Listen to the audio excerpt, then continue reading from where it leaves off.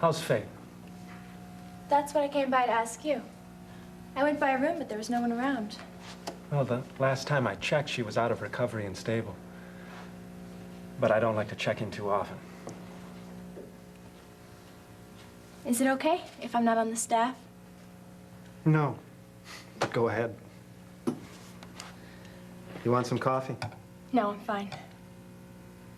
How about you? Barely touched that. I meant, how are you? I'm okay. No run-ins with Tom? Well, I've been steering clear of Faith's room. And then ducked out of OR early. I observed the surgery. I didn't know that. Well, I'm not telling everyone. I just felt I had to. I really wanted to. Not that it does a damn bit of good watching out for her now. Well, then you actually saw how much damage the knife did. Yeah. There's internal bleeding. Small bowel was pierced, with infection starting. And they worked as fast as they could to clean the wound, and their pressure held up, so the fetus hasn't aborted. So far, so good. Yeah. If she can just get through the afternoon without a crisis. I thought if Faith was strong enough for the surgery, she was basically safe after everything. Oh, no. Nothing's safe now. No wonder you looked so miserable before. I'm just feeling helpless, mainly. I could have done something yesterday. Yesterday, I could have prevented the accident. Today, just out of my hands. And on your conscience. Yeah. I'll have that the rest of my life.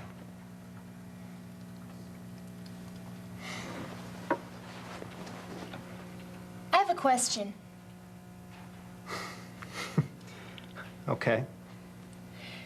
Unless you were two people, the guy at the helm, and a scuba diver swimming in front of the boat, both of you with walkie-talkies, how could you possibly have prevented us from running aground? Nancy, I could have checked the charts better. Pat, the Coast Guard man himself said that with that boat in that spot in the Hudson, the charts don't necessarily warn... Nancy, I was responsible. I was responsible for your safety as well as Faith's. I was at the wheel, and I should have stayed at the wheel instead of moving in and out of the cabin. I should have made sure nobody had sharp knives when we were moving at night through waters I didn't know. I could have taken any number of sensible precautions, but they sound like fanatic precautions to me.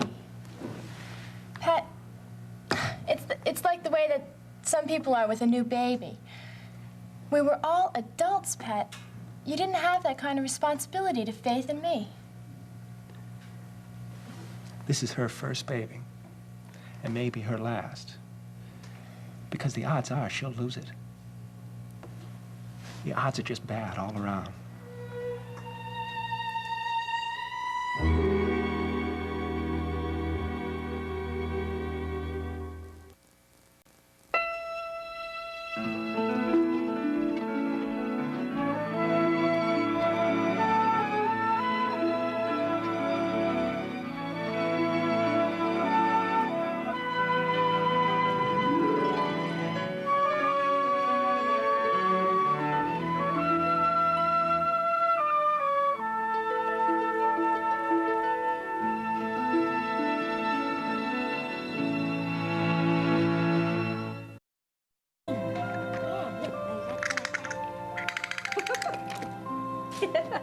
Oh, you really are feeling better, aren't you? You're going to be just fine.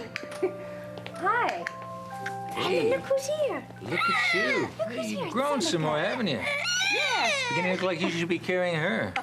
Well, they say if you pick up a calf every day, soon you can pick up a cow. Oh, never mind. I like cuddling you much more than any calf. That might excite some comment if you continue to carry Edmund when he was 180 pounds. Here comes Edmund Coleridge with a strong little mother. Listen, I just checked on Faith. Yeah, she's still in recovery. Yeah, she should be coming around pretty soon now. Vital signs are weak but stable. There's no fever, so that's all positive. Where's Tom? I left him sitting on the grass, staring out at the river. He'll be back soon. He just has to come around a little bit, that's all. Actually, that's what I'm doing here. I feel like suddenly everything's fine because I can be with him and hold him and know that he's all right. Listen, come out in the waiting room for a few minutes, will you? Yeah, sure. You want to know who you're going to go to? Your best friend! Yes! See you! See you later.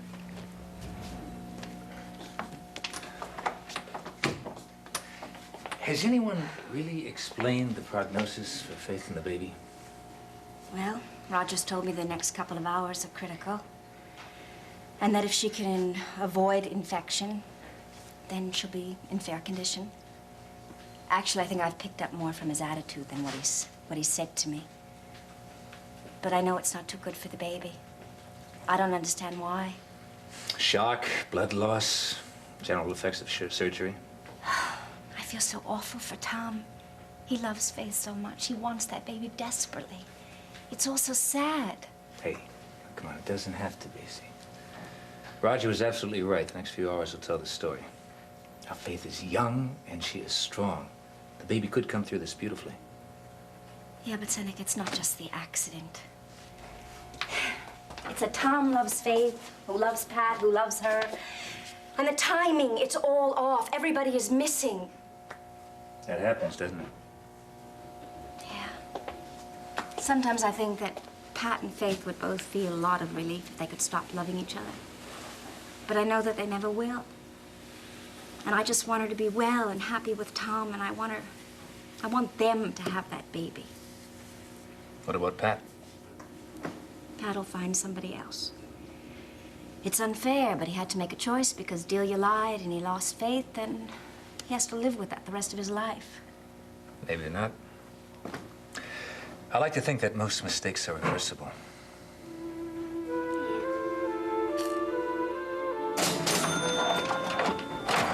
Maeve! Maeve, Frank's home! Oh, and Ray is with him.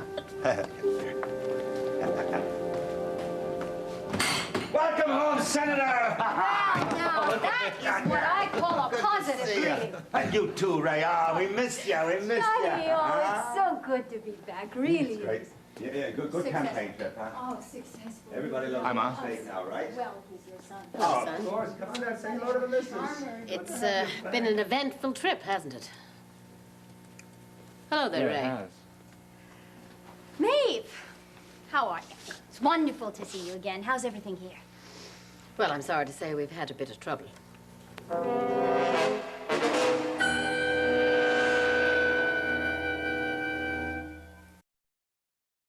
And that's all anyone's going to know until later on today. How's Tom? Oh, he's taking it real hard. And it hasn't been easy for Jill either, coming so soon after her problems with Edmund. Have you talked to her lately? No, not in a day or so. Well, it's not doing Faith or the baby any good for us to be sitting around here worried about. Look, we'll all go over there, have a visit with her as soon as she wakes up. And Pat would appreciate talking to you, too, I know. But in the meantime, let's hear about the campaign. Well, Frank's biggest problem before this trip was that nobody knew him outside the city. Believe me, it is no longer a problem. He has shaken hands and answered questions and issued statements in almost every county in the entire state. We have a big head start on the competition, and we are going to win that primary in September. Yeah, talk about positive. With that kind of support, how can you lose? Maeve, there's a big list of things for the candidate's mother. The first question is, will you be willing to throw the primary night party here at Ryan's? Oh, certainly. In the fine old tradition of Ryan victory parties. Hey, where's Bobby? He went straight over to the office. He'll see you later. Is Little John in playgroup? Yes, he is. Mrs. Shaw's going to pick him up and bring him back here later, straight. He's hoping to see you today. Maeve, I kept a press book of the entire trip. I'll send it over to you. There's some marvelous photographs. My favorite is the candidate with an ice cream cone. I'm partial to the fireman's cap myself. I tell you, Ray, one of the toughest decisions Frank ever had to make was whether to enter the police academy or the fire department. And he went on the police force because of your father. That's right. Yeah? Well, this is all lovely, but I have a million things to do, and I'm sure all of you would like some time alone together. Meet me at the apartment later. Yeah, maybe. Okay. Bye, Ryan. See you all later. Goodbye, Ray. Glad you're safe home. Thank you. Hey, listen, is there something going on here that I should know about? I'm sorry to say there is. But I'm not sure Francis wants to discuss it with us. I do. Now or later? No. Just sit down over there a minute, Doc. Yeah, sure. Did Jill tell you? No, she did not. Well, somebody's going to have to tell me. I think that's up to Francis. I'd like to stay out of it altogether if I could, but I'm afraid that's not going to be possible. I'm afraid you're right. Well, all right, let's have it. A number of things have changed in the past few weeks, Doc. Among them, the nature of my relationship with Ray. The nature of your relationship has changed. It sounds like politicians' talk. What does it mean? It means that Francis and Ray Woodard are lovers. What? And Jill came upstate to see me and found out about it herself, under very unfortunate circumstances. And as I understand it, that means that that's an end to a reconciliation between the two of them. Am I right? That's right. Uh-huh. You and Ray. Yes. How come you knew about it and I didn't? I found out about it today over at the hospital. There was no time to tell you, and besides, I'm not sure I wanted to talk about it. You're disappointed. Don't ask my opinion unless you really want to hear about it. Ma, I'd rather hear you say it than know you're thinking it. All right, then. Yes, I'm disappointed. For Jillian's sake, as well as your own, and little Edmund, you'll have a lot to answer for in terms of that little boy. And now, for the first time since your adult life, I can find no way to justify your behavior.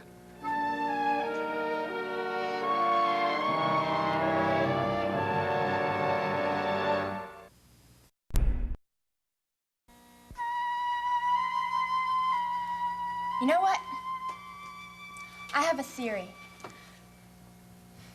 which you don't want to hear. If it has to do with my not feeling guilty, I think you're right. Well, I could tell you about my dance therapy plans, again. Tell me about trying out for the Rockettes. That was terrific. Hey, come up with me to physical therapy and I'll dance for you, in as far as my muscles will currently permit. I wish I could, but I'm on duty in a little while. And in the meantime, you know, you're not required to entertain me. You don't want my theory, you don't want my dancing. I do. Just not now. Right, okay, sorry. The idea was to provide a little distraction. You were nice to try. It's automatic. You see, there's really nothing here that I can fix. Faith and the baby are in trouble, and I can't help them. You're feeling guilty, and I can't make a dent in that.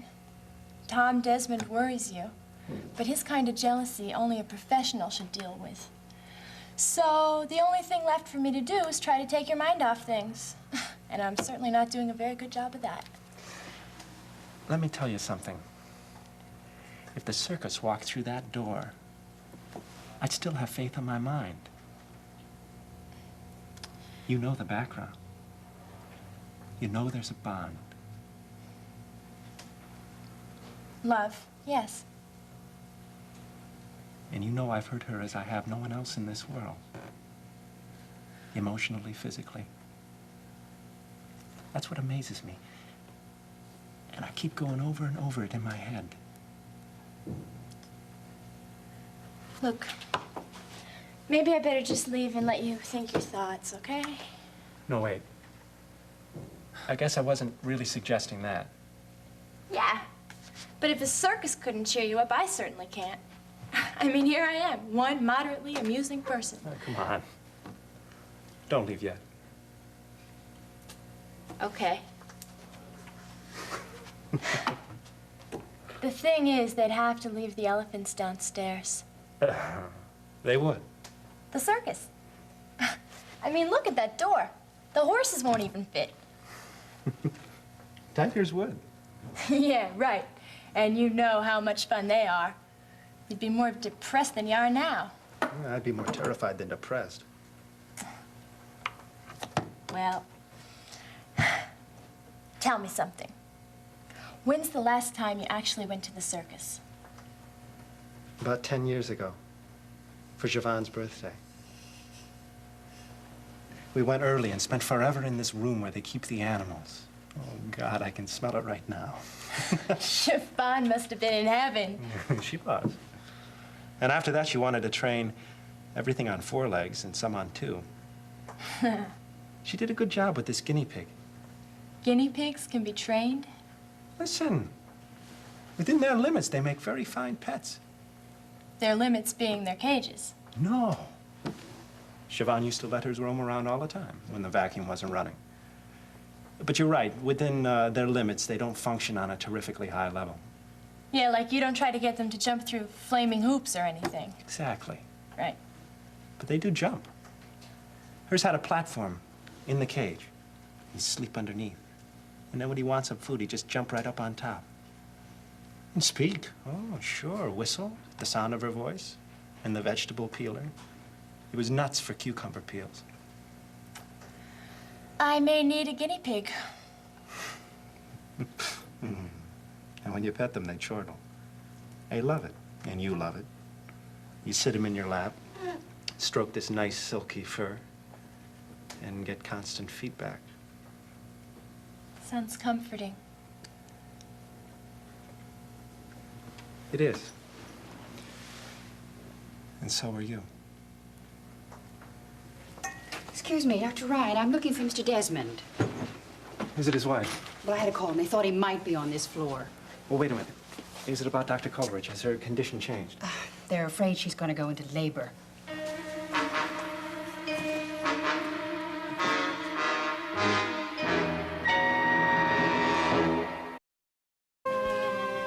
Come on in the kitchen, huh, please?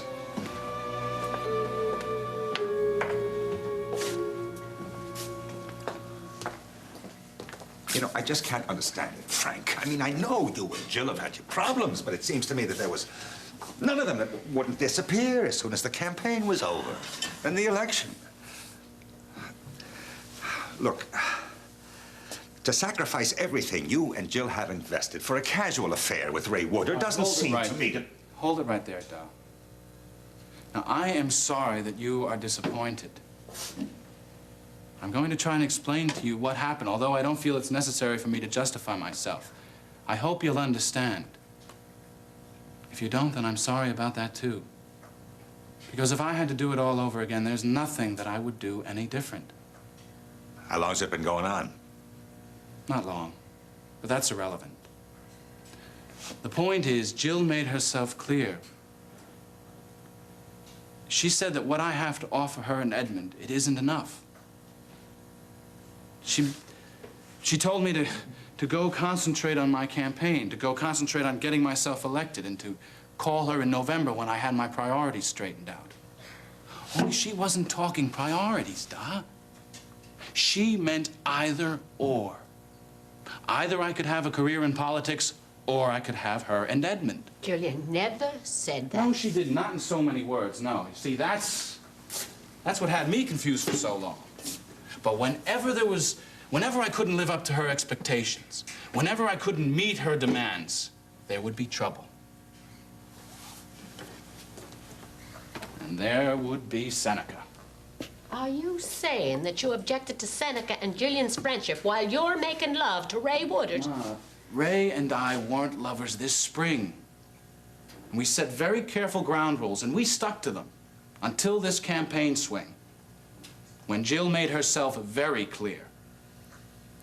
It was her decision not to go on that campaign swing. It was her decision for us not to see each other until after the election. It was her decision to have Dr. Bolak at her elbow every time I turned around. She knew he was in love with her. They lived together. He's been after her for years. And so when I come down to New York to see Edmund in the middle of the night and find her over at Seneca's apartment, what the hell was I supposed to think? Well, just perhaps you shouldn't have jumped to conclusions.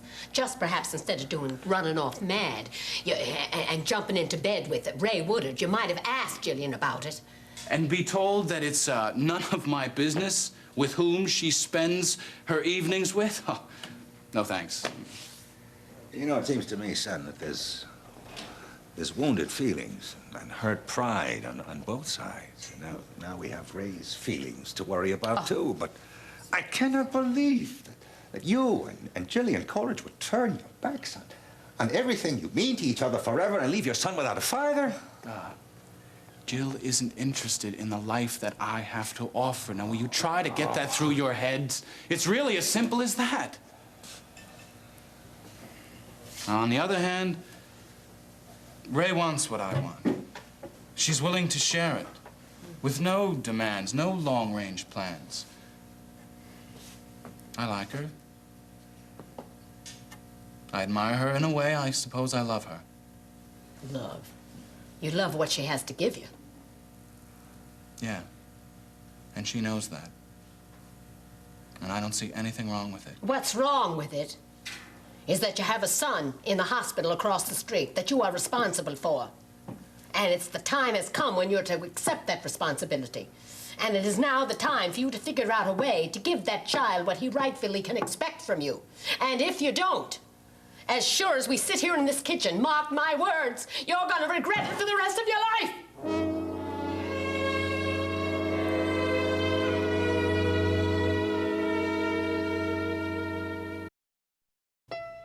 Ever wish you could retake your yearbook picture? Do over your first time? Pick a totally different career? Erica can. A new original primetime drama, Being Erica, premieres this Thursday at 10 on SoapNet.